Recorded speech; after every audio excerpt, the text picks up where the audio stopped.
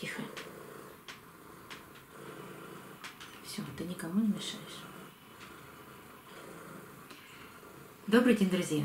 Давайте сегодня проведем сравнительный анализ 3 орхидей, которые были показаны на канале в самом начале января. Ну, соответственно, тогда же они были и куплены, ну, может быть, в конце декабря. Я хочу вам показать, как по-разному растут орхидеи. Одна из них была уценкой, но я не могу сказать, что это очень плохая уценка. Она в таком была состоянии, которое я считаю удовлетворительным, но не все так считают. А эти 2 орхидеи были куплены, но только что была поставка, и сразу я их купила. Это шоколад. У этой орхидеи, когда я искала ее название, мне все соцсети показали, что это шоколад. Но там, где я показывала, и ссылочки я оставлю в правом верхнем углу экрана на показ этих 3 орхидей, там будут 2 ссылки. Этой орхидеи предложили мне, по-моему, 2 или 3 названия.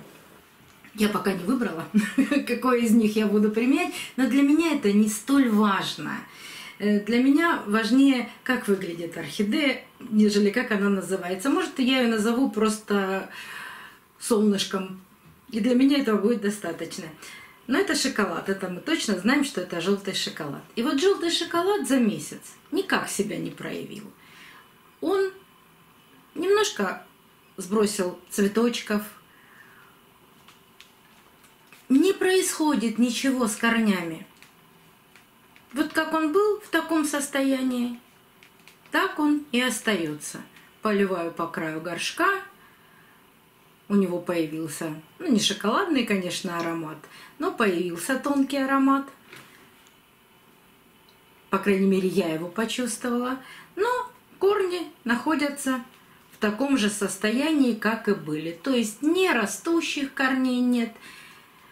Вообще никакого движения нет у орхидеи. Стоит, цветет, радует. А вот эти 2 орхидеи, они другие. По-другому растут, по-другому себя чувствуют. Здесь было отсушено небольшое количество бутончиков. Но при этом за этот месяц орхидея, не могу сказать, что очень активно, но начала растить корни в горшке. На корешках появились раскукленные части. Ну, маленькие корешки. Растущие корни в горшке. И сейчас вам очень внимательно смотрите, прямо буду показывать, как начинают большие вот эти корни, которые были, они плотные, упругие, толстые, через месяц, и были на них черные вот эти кончики. Но через месяц вот эти черные концы на этих корнях начинают оживать. Появляется вот такой маленький-маленький зеленый кончик у этого корня. И потом он начинает прорастать. Здесь лучше видно, вот сейчас покажу, вот на этом корне. Лучше видно, что этот начинает корень расти.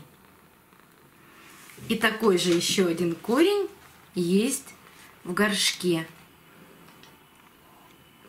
И вот точно такой же начавший расти корень.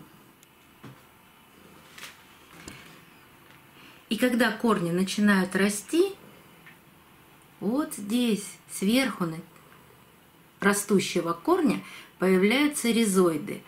Такой белый пушок, часто говорят, что у меня на корне появилась, вот здесь тоже есть, плесень. Это не плесень, это ризоиды. Это те частицы корня, которые прикрепляются к горшку.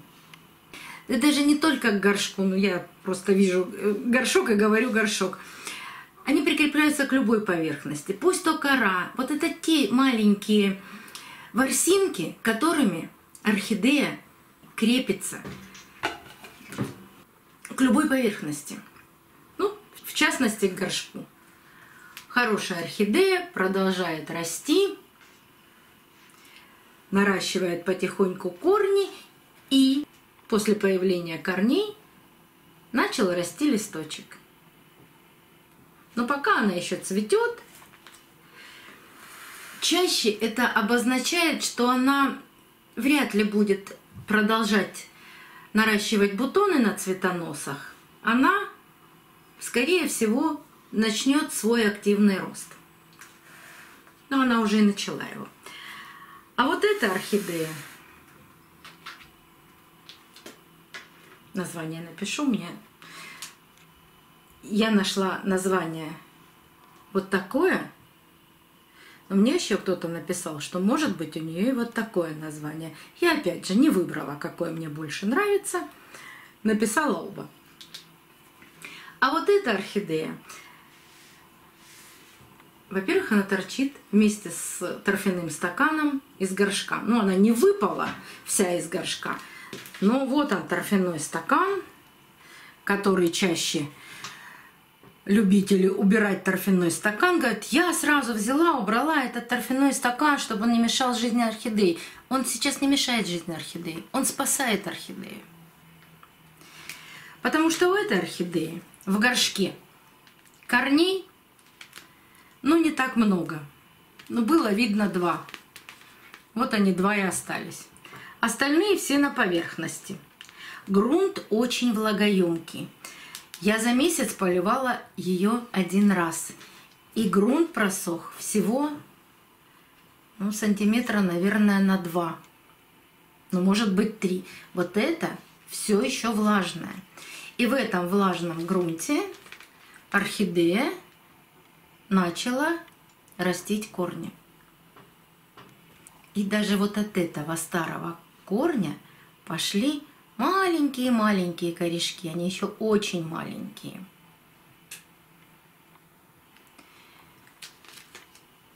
Но орхидея начала расти даже в таком подвешенном состоянии. Начала расти корни от шеи. С этой стороны и с этой стороны. Поливаю ее, весь горшок не замачиваю. Ну, как-то рассказывала и показывала, вот эти несколько корней, которые торчат сверху, они просто отломанные корни. Я их, ну, раз в 3-4 дня опрыскиваю водой. И вот этот корень, сейчас я вам его приподниму аккуратно, он ближе всего находится к грунту, и он тоже начал расти. Вот так орхидеи умеют растить свои корни и во влагоемком грунте, и в сухом грунте, в каком угодно.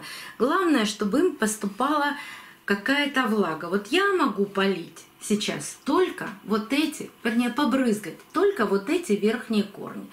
При этом она прекрасно начинает растить корни от шеи. И посмотрите, она даже надула еще 1 бутончик.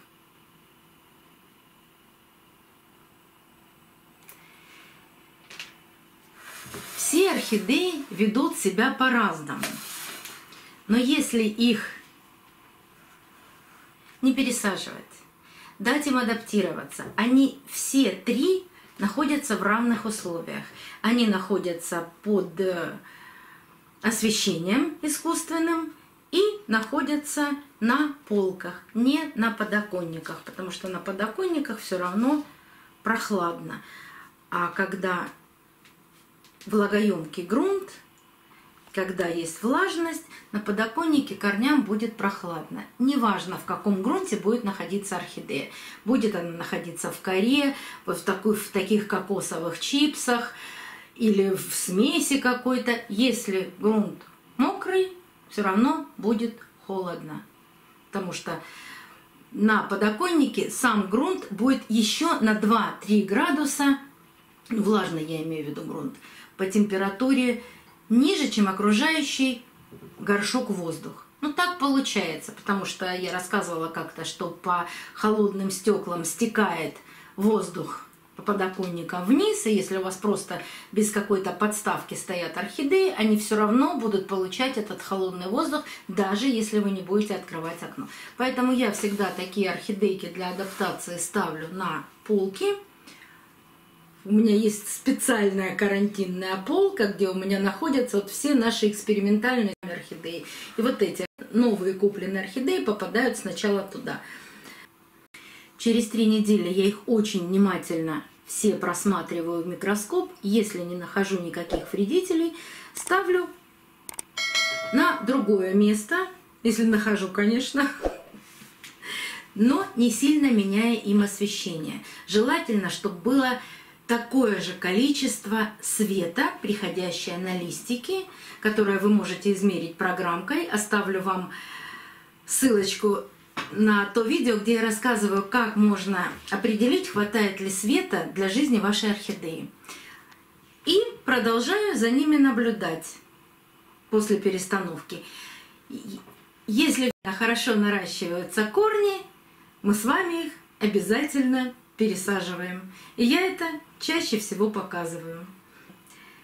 Вот такие изменения произошли с этими орхидеями за месяц. До новых встреч, друзья! Увидимся на канале!